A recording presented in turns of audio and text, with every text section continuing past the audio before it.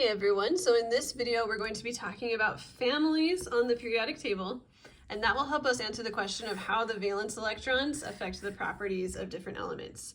So we can look at the periodic table and we can see that there are several different columns, and some of these columns have specific names that you need to know. So the first column, which on the periodic table has elements like lithium, sodium, potassium, and others.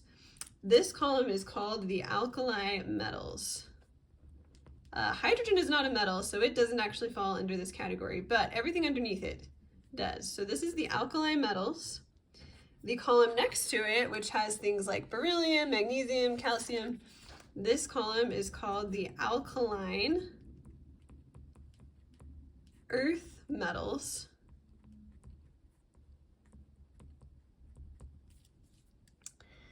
And then the middle section, which we didn't draw the whole middle section here on this periodic table so that it would fit better, but this whole middle section is called the transition metals. So this has your common metals like iron and nickel and copper and zinc.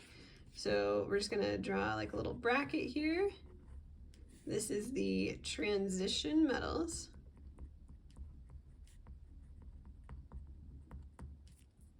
Now, some of these columns right here, we're not going to name them. Sometimes people will give them names, but it's not very common. So we're going to skip the boron column, carbon column, nitrogen column, and the oxygen column. So we're just going to go over here to where we've got fluorine. That column is called the halogens. And then the very last column that has helium and neon and argon and krypton is called the noble gases. So on the periodic table, elements that are in the same family have similar properties. They're going to react similarly. For example, the alkali metals are all really reactive metals. Potassium, if you put it in water, it's going to react very explosively. And so are sodium and lithium to lesser extents. The elements below potassium, like rubidium and cesium, they're going to react even more strongly. So all of these, they're metals, they're very reactive, they're soft. All of the alkaline earth metals are also somewhat reactive, not as reactive as the alkali metals, but they have similar properties to each other. And that's true of all of the columns on the periodic table. Elements are going to be most similar to other elements that are in the same column. And the reason for that is because the valence electrons of an element, which, just as a reminder, the valence electrons are the outer electrons. The valence electrons help determine the chemical properties of an element. So for this question, what causes elements in the same column to have similar properties? It is the fact that they have the same number of valence electrons.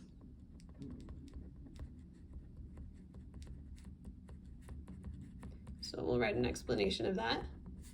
Elements in the same column or family have the same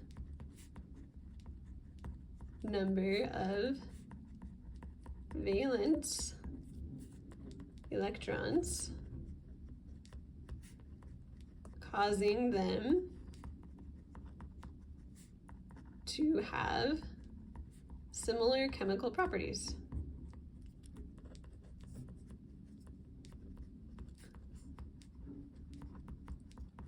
All right, and what we're going to do down here below this is we're just going to write down a few basic properties for each of these families on the periodic table.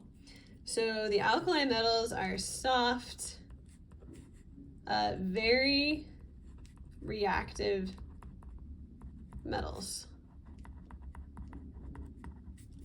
The alkaline earth metals are somewhat reactive metals. They're kind of similar to the alkali metals, but just they don't explode when you put them in water. A lot of them will fizz and they will have a reaction, but not as reactive as the alkali metals.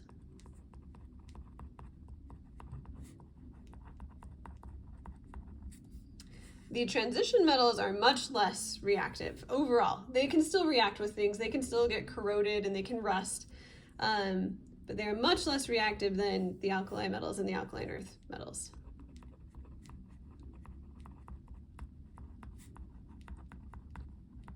And these metals tend to be harder and malleable. They're going to have more of the traditional properties of metals that we think of when we think of metals. Halogens, which are this second to last column right here, are nonmetals, and they are also very reactive. Some of them are gases, some are liquids, some are solids, but all of them are very reactive. Many of them are very toxic as well. And then the noble gases are very unreactive nonmetals. And we'll get into this more a little bit later, but it's helpful to understand why the noble gases are unreactive and why the halogens are very reactive. So if we look back at our picture of neon, which we drew right here, neon has a full outer energy level. The maximum that an element can have in that outer energy level is 8, and neon has 8. So when elements have a full valence shell, a full outer energy level, they're very, very stable.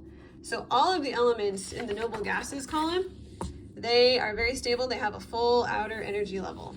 But elements like the alkali metals, like sodium right here, they do not have a full outer energy level. In fact, they are really close to getting a full outer energy level if they lose an electron.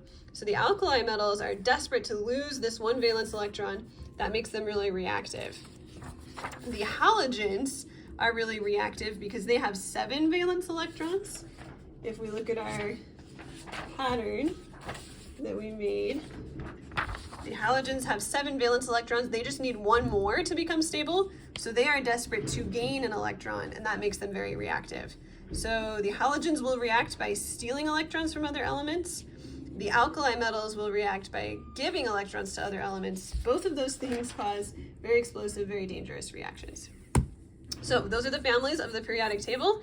Again, they act similarly to each other because they have the same number of valence electrons, which determine their chemical properties, especially their reactivity.